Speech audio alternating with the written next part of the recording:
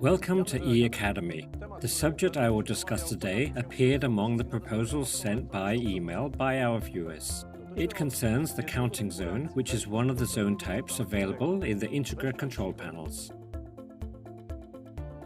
This zone type is used when you want an alarm to be triggered only after several violations of a given detector within a specified period of time. It is also possible to configure the system so as to trigger an alarm after several detectors are violated.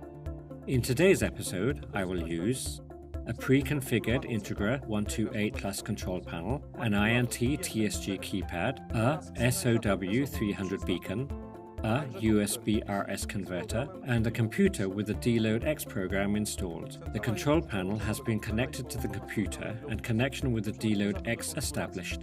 Let's start the configuration then. To begin with, open the Zones window where zones 14, 15 and 16 will be configured. Open the zone type list. Items 16 to 31 are counting zones. Each of them is associated with one of the 16 counters available in the Integra control panels. The counting C1 zone type associated with the first counter will be assigned to our zones. Go to the Counters tab. You can see here a list of settings on which 3 parameters can be specified for each counter. The first of them is the maximum value of the counter. It is the number of violations after which the alarm will be triggered. For example, if you set the value to 2, then only the third violation of the detector will trigger an alarm.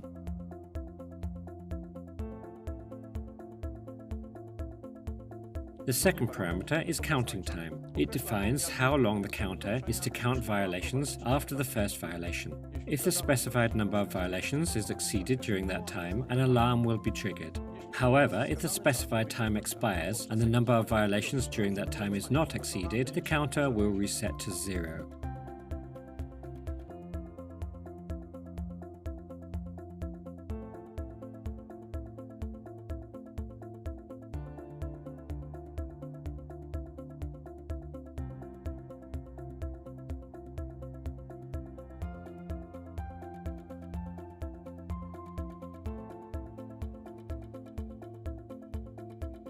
One important note, some detectors need a few seconds to generate an alarm criterion. It is connected with the response time from event detection to change of the detector output status. Therefore, it is advisable to carry out a test for the response time of the detectors used. The last of the selection options is the counter type normal or omit-recurs. What is the difference between them? Well, as I mentioned before, several detectors can be assigned to a given counter. If you choose the normal counter, each subsequent violation of any detector will be counted. However, if the counter type is set as omit-recurs, it will only count the first violation of each of the assigned zones. We can also say that the counter is to skip repeated violations.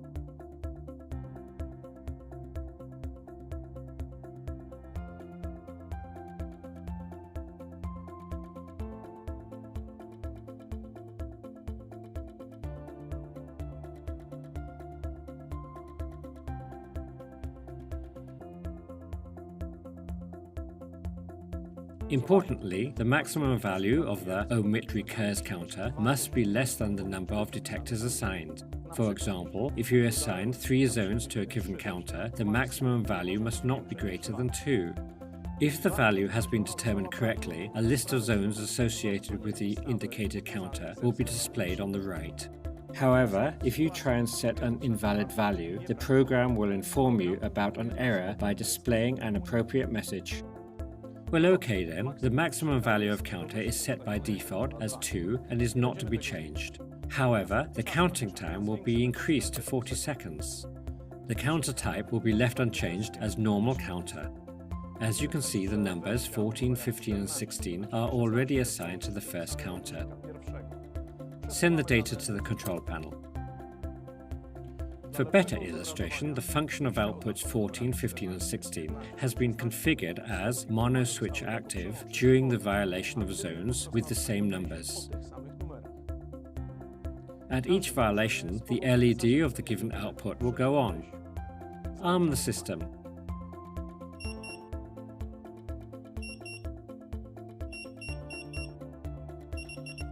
it has been assumed that the alarm should be triggered by the third violation of any of the programmed counter zones.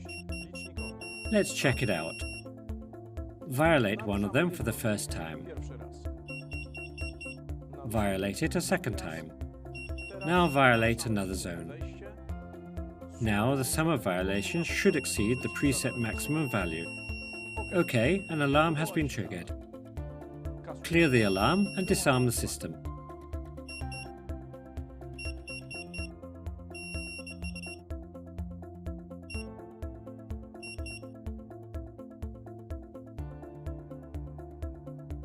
Go to the program and change the counter type to omit-recurs. Resend the data to the control panel. Now the counter should count violations of individual zones only once. Let's see if it works according to our assumptions. Arm the system.